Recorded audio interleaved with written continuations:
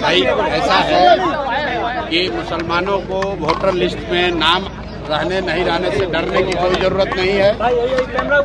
Vote देना संविधान के जरिए वोट देना हर उस नागरिक का, जो भारत का नागरिक है, उसका संवैधानिक अधिकार है। मैं मुसलमानों से इतना ही कहूँगा, ये मुसलमान और हिंदू का मामला नहीं है। बिहार में हर वो गरीब जिसके पास पेपर शायद न हो, हर वो व्यक्ति 50 लाख से ज़्यादा बच्चे बिहार से बाहर मजदूरी करते हैं। उसमें सभी जाति, सभी धर्म के लोग हैं, सभी वर्ग के लोग हैं, इसलिए घबराने की जरूरत नहीं है। ऐसा होता है, ये एक तरह से भाजपा का षड्यंत्र है। वो कोशिश कर रहे हैं कि वो लोग जो भाजपा के खिलाफ वोट दे सकते हैं उनका नाम काटा जाए, लेकिन ये नाम काट नहीं पाएंगे। अगर आपको इलेक्शन कमीशन अभी आपका नाम काटने का धमकी दे रहा है या आपको डरा रहा है, तो आपको लगे रहना है। चुनाव आते आते सबका नाम शामिल होगा, जिसका नहीं होगा उसके लिए हम लोग लड़ाई लड़ेंगे, सारे दल वाले लड़ेंगे। इससे डरने की जरूरत नहीं है। आप डरिएगा तो सब कोई डराएगा। अपने हक के लिए आपको खड़ा होना है और वोट देना सबसे बड़ा अधिकार है। कोई आपका वो अधिकार छीन नहीं सकता है।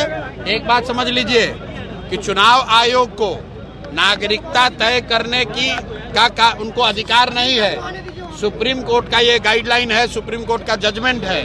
चुनाव आयोग किसी की नागरिकता नहीं तय कर सकता है। चुनाव आयोग का काम वोटर लिस्ट बनाना है, वोटर लिस्ट के जरिए चुनाव कराना है। अगर चुनाव आयोग ये कह रहा है कि वोटर लिस्ट ठीक नहीं है, तो चुनाव आयोग को जवाब देना है कि भाई 1.5 वर्ष पहले इसी चुनाव आयोग से पार्लियामेंट का चुनाव हुआ है, मोदी जी इसी वोटर लिस्ट से चुनकर प्रधानमंत्री बने हैं। तो अगर वोटर लिस्ट खराब है, गलत है, तो मोदी जी क्या फिर से इस्तीफा देकर फिर से चुनाव लड़ेंगे? और अगर चुनाव आयोग ये कह रहा है कि लोकसभा चुनाव के बाद नेपाल से, बांग्लादेश से लोग आ गए, तो ये बताए कि भाई बिहार में सरकार किसकी है? भाजपा की है, नीतीश की है। तो ये भाजपा नीतीश के सरकार के रहते बांग्लादेश और नेपाल से लोग आए कैसे? तो भैया ये संभव नहीं है। ये शुरुआती गीदड़ भभकी है, इससे डरने की जरूरत नहीं है। जिसका भी कट रहा है वो लाकर आप मिलिए। रुको भाई, साहेब सूत्र की जो बात कर रहे हैं, चुप रहो ना यार, पहले हमारा जवाब देने से पहले आप ही पूछ लीजिए। चुनाव पहले जो बात है समझ लीजिए। जिसका नाम कट रहा है आप तुरंत हम लोग से संपर्क कीजिए।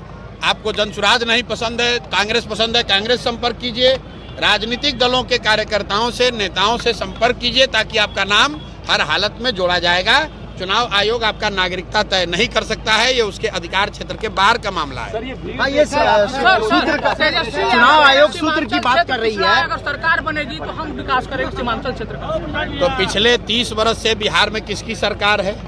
15 वर्ष लालू राबड़ी की सरकार थी, 3 वर्ष खुद तेजस्वी यादव डिप्टी सीएम थे।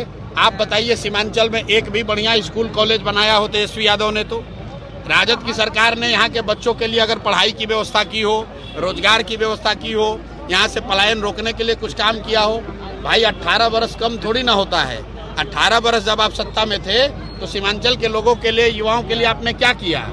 राजद वाले जो हैं ये मुसलमानों को अपना किरासन तेल समझते हैं, मुसलमानों को किरासन तेल समझते हैं। मुसलमान जो है वो उनके लालटेन में किरासन तेल बनकर जल रहा है, मुसलमानों के बच्चों का भविष्य जल रहा है, और रोशनी लालू यादव के घर पर हो रही है। मुसलमानों के घर में तो अंधकार फैला हुआ है।